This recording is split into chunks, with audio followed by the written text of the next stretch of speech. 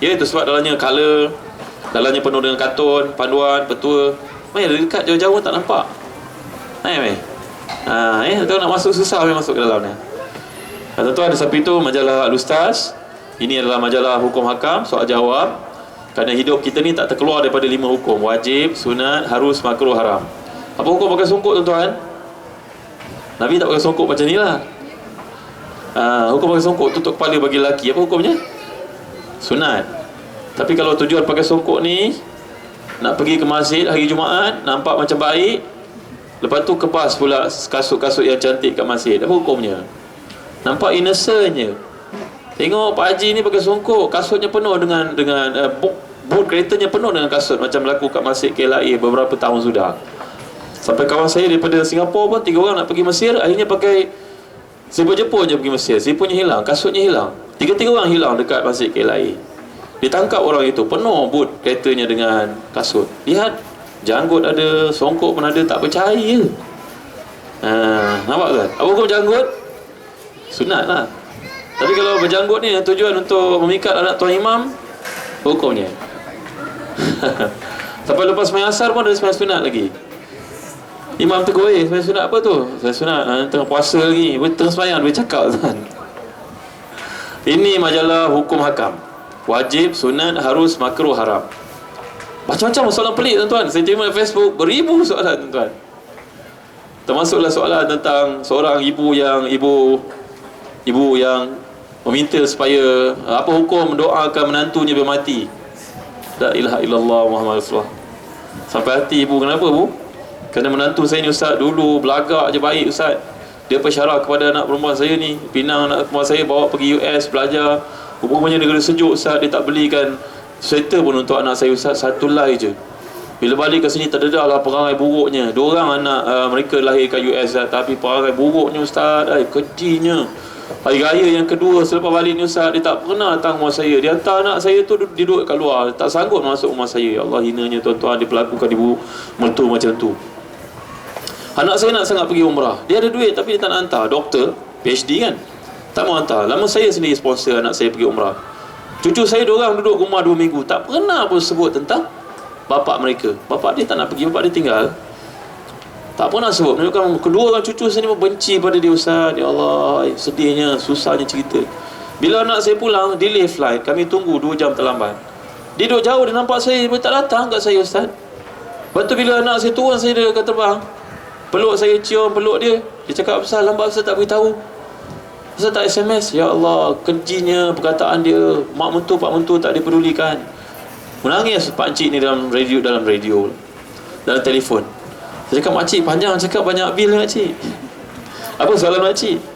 Boleh tak Ustaz saya doakan mati menantu saya ni Ustaz? Saya kata, makcik sabar makcik, doakan dia jadi baik makcik. Ya, haram kita doakan orang binasa, haram hukumnya. Mudah-mudahan Allah bagi hidayah pada dia jadi baik. Betul Ustaz, betul, saya teringat menantu nombor 2 saya engineer saleh Ustaz. Bila saya datang je dia pegang tangan saya, takut saya jatuh, bagi air. Mam, what can I do for you? Macam awak cakap English tuan. Ya, makcik doakan baik. Mudah-mudahan. Jadi mendoakan orang binasa haram hukum tuan-tuan. Yang ketiga, ada seorang bertanya, Ustaz, saya dan suami belajar luar negeri, kami sama-sama engineer. Suami saya baik Ustaz, tapi satu masalahnya dia tak suka dengan kuliah.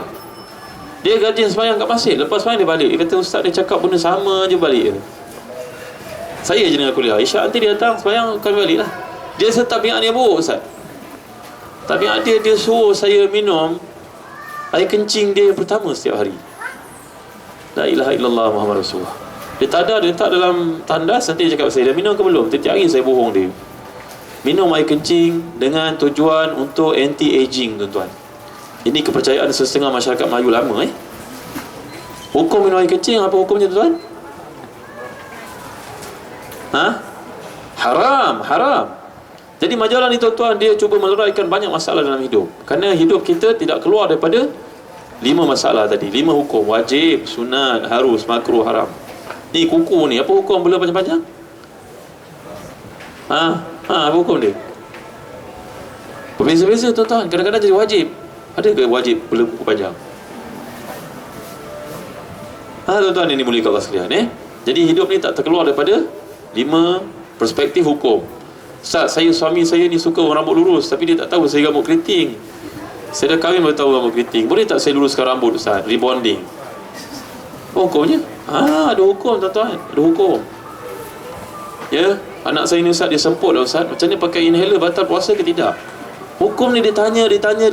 Benda yang sama Jadi majalah ni tuan-tuan, seperti juga majalah-majalah yang lain, kami tidak letak nama bulan, walaupun dia terbit tiap-tiap bulan. Kerana bila meletakkan 6 bulan nanti, dia akan cepat expiry date.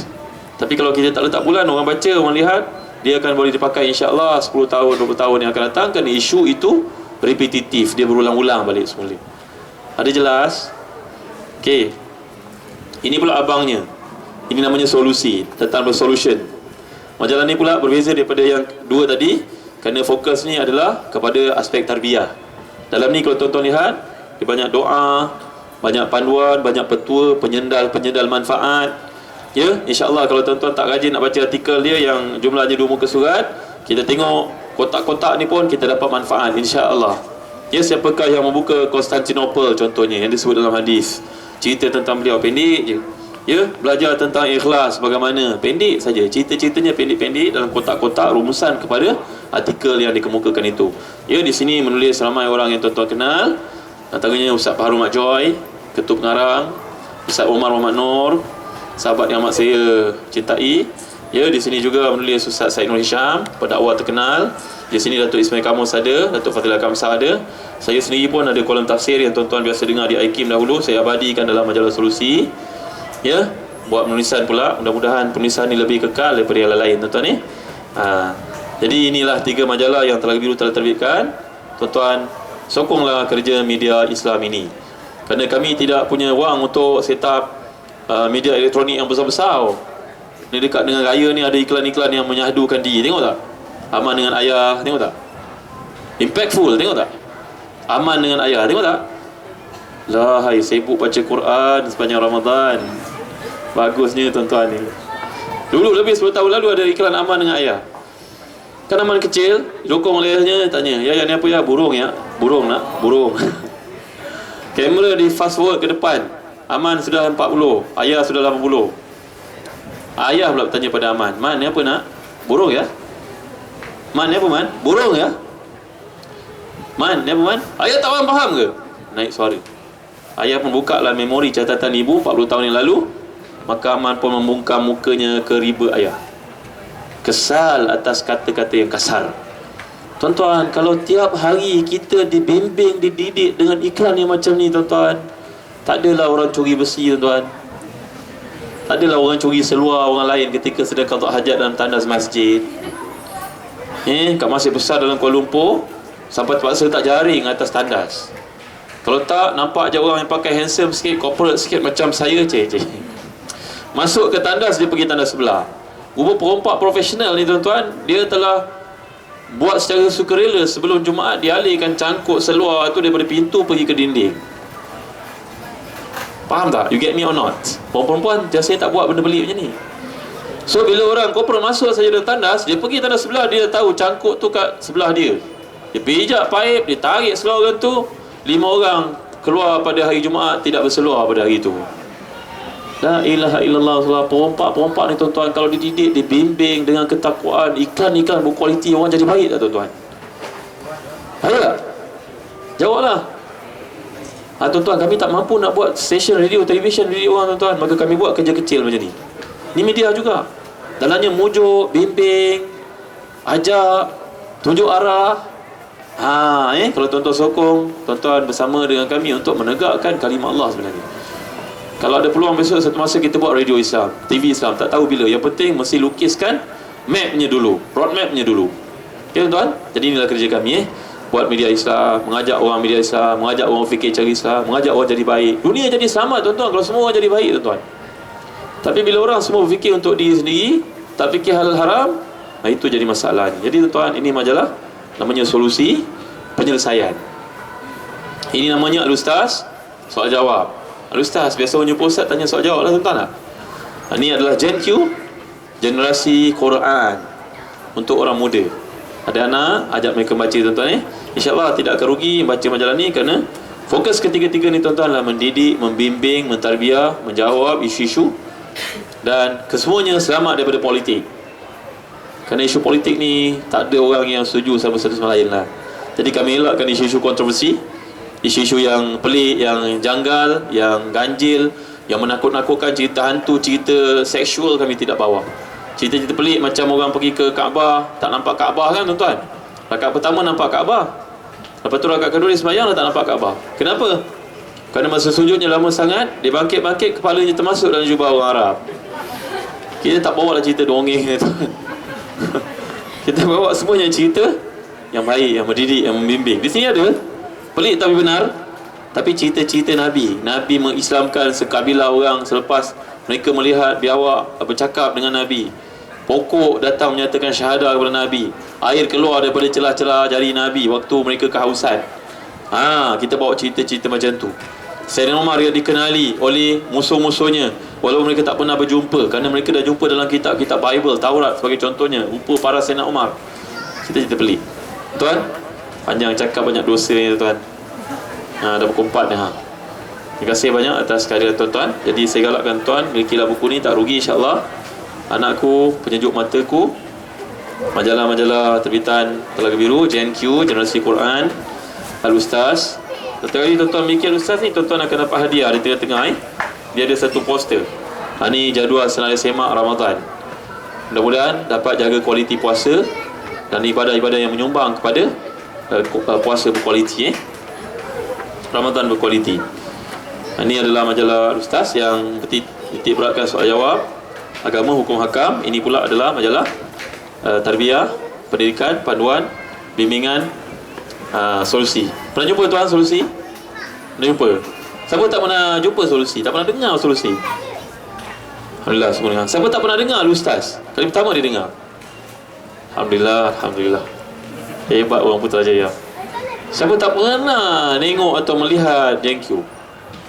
Ya Allah, baik-baik, hebat-hebat ahli syurga semuanya. Ya Allah, kerana ni laluan-laluan syurga yang cuba kita create tuan-tuan. Kita create, tapi yang buat ni tak tahu dah masuk ke tidak. Saya dengar guru-guru saya ketika belajar di Syam ni tuan-tuan, di Jordan, di Syria, mereka kata siapa yang besok ke akhirat selamat, man kana minna najian falyakhuz bi yadi ghairihi. Kalau tuan-tuan selamat ke akhirat, lepas titian sirat, pandang belakang takut yang tak lepas itulah saya. Jadi tolonglah pegang tangan ni. Kalau terlepas ke sana, ingatlah Ustaz Hasan pernah menitipkan satu doa, satu kalimah mengajar. Walaupun dia tak sempat nak amal, dia tersangkut, tolong selamatkan saya Kak. Alhamdulillah, terima kasih banyak. Jadi milikilah bahan-bahan kualiti ni dan banyak lagi buku-buku yang lain. Ini pun satu buku yang baik. Ini adalah satu, ni cerita dia macam Robert Kiyosaki. Tahu Robert Kiyosaki? We want you to be rich, poor, rich dad, poor dad, kan? Ini pendekatan dia sama. Kerana Ustaz Omar Muhammad Nur ni, salah seorang penulis Telaga Biru, pendekatannya dia bawa cerita, lepas tu dia ulas. Bagaimana kita boleh buat jadi macam tu? Kenapa seekor lalat menyebabkan orang masuk neraka? Tahu tak? Kenapa seekor lalat menyebabkan orang masuk syurga? Allah tuan-tuan, hadis dikupas, dilibatkan diri kita dalam bahan tersebut. Ini memang kami sekeluarga jadikan bahan bacaan setiap malam sebelum tidur. Bahan musrah. Artikelnya pendek tetapi huraiannya amat padat dan kuat. Sandarannya sangat kuat dengan Quran, dengan hadis dan salafus salih, Rasul Mulia. Ini selalu saya promote kat TV, kat radio. Baik tuan-tuan, terima kasih atas kehadiran tuan-tuan pada petang ni. Doa kita sebelum buka puasa dimakbulkan. Maka banyaklah doa, dapatkan ampunan, selamat daripada neraka. Doa kepada saya dapat beramal dengan panduan-panduan yang saya sampaikan. Baik tuan, Assalamualaikum warahmatullahi wabarakatuh. Waalaikumsalam warahmatullahi wabarakatuh. Okey kawan-kawan, sahabat-sahabat semua, Ustaz Zazan akan berada di sini lebih kurang dalam 5 minit lagi. Jadi kalau nak tanya apa-apa soalan, bolehlah datang ke meja ni. Kalau nak minta ada tantangan buku-buku yang tuan-tuan perempuan beli pun boleh, insya-Allah. Dalam masa 5 minit saja, insya-Allah. Sebab malam nanti Ustaz ada program sedikit.